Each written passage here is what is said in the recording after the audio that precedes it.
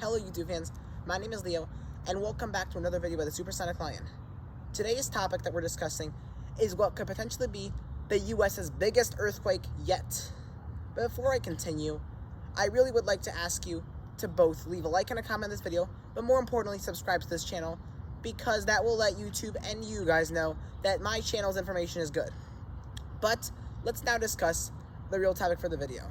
So, most of my viewers probably had heard about a famous fault line in the western part of the US called the San Andreas Fault, running the length of California from Point Arena in the north to the Salton Sea in the south, close to San Diego.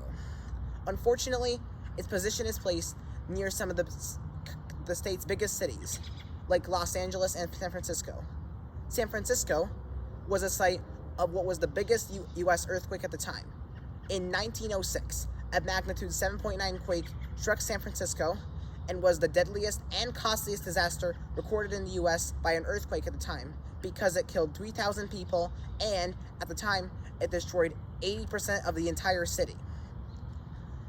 Because of this and a lot of other earthquakes, Californians are well aware about the earthquakes in their state, and a lot of their buildings, bridges, tunnels, roads are designed to withstand such seismic disasters. But there is one place somewhere else in the United States, from 200 miles north up to Canada, that doesn't sustain much disasters, but has a very big danger of such a disaster. It is known as the Cascadia Subduction Zone, named after the Cascade Mountain Range running from Northern California through Oregon and Washington up north to British Columbia, or BC, and Canada. This fault line exists because two different plates, the North American plate and the Juan de Fuca plate, are at stress and are ready to collide with each other, which ruptures the plates and forms an earthquake. But you might be asking, why doesn't the same thing happen for California's San Andreas Fault? More specifically, why is the 1906 San Francisco quake only a 7.9, while quakes can get even bigger? You see, the reason why is because of a fault line's length. Generally speaking, an earthquake is caused by a longer fault line's rupture of more fault. In the case of the San Andreas Fault, 300 miles of fault ruptured in 1906 when San Francisco was hit by the earthquake. But the fact that the fault is only 750 miles long, which is to endpoints, means that there is only so much fault that can rupture. And the maximum possible earthquake that seems to be able to happen is an 8.3 magnitude scale. The Cascadia Fault, however, can be in a much bigger 9.0 or bigger scale.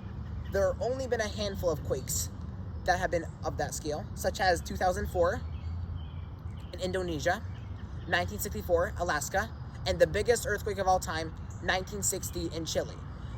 But why is this such a big danger? Why not other places?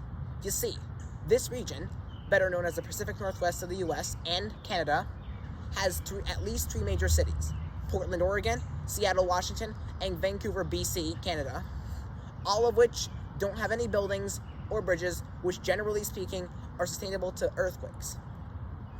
And this region is not new to earthquakes, because in 1700, one had struck near the Copalis River in Washington state that was not known until Japanese writings were evaluated in 1986 by a researcher named Brian Atwater.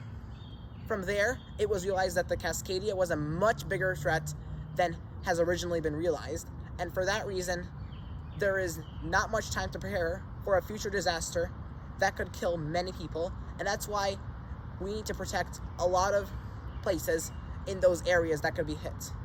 So you might be asking, what's going to happen if it actually does get hit with a Cascadia earthquake? The earthquake will last for at least 1 minute, most likely, and will hit everywhere in the vicinity. Generally speaking, anywhere west of Interstate Highway 5 will be completely destroyed, either by the earthquake itself or by the ensuing tsunami, which is going to engulf everywhere between the Pacific Northwest and California and go across the Pacific Ocean all the way to Japan, as had happened in 1700 during the Orthan tsunami, as it has been dubbed. But the bottom line being, this is a very real threat, the Cascadia Subduction Zone, and it has to be dealt with soon. But that is all the information I have for this video. Once again, please consider subscribing to this channel and leave a like and a comment on this video. And bye. Thanks for watching.